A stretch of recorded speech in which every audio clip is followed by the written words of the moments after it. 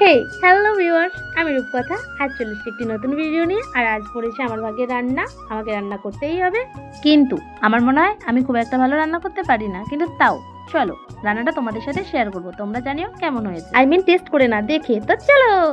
এখানে আছে পেঁয়াজ, মটর, ক্যাপসিকাম, টমেটো, পেঁয়াজ, পনির, ধনেপাতা, কাঁচা লঙ্কা, আদা কুচি। জিরে আর শুকনো লঙ্কাটা ভেজে নিলাম, তারপর কড়াতে দিয়ে দিলাম সরষের তেল। তেলটা গরম হয়ে যেতেই দিয়ে দিলাম পনিরগুলো। এবার বুঝতে পারছো আমার কি রান্না হবে। পনিরগুলো লাল লাল করে ভেজে নিলাম, তারপর সেই তেলেই দিয়ে দিলাম একটা একটা করে ছাড়িয়ে রাখা পেঁয়াজ কুচি, টমেটো কুচি, ক্যাপসিকাম কুচি, মটরশুঁটি, এগুলো একটু ভেজে নেব এবং সেই তেলেই জিরে ফোড়ন দিয়ে দিলাম কাঁচা লঙ্কা, পেঁয়াজ কুচি, আদা কুচি।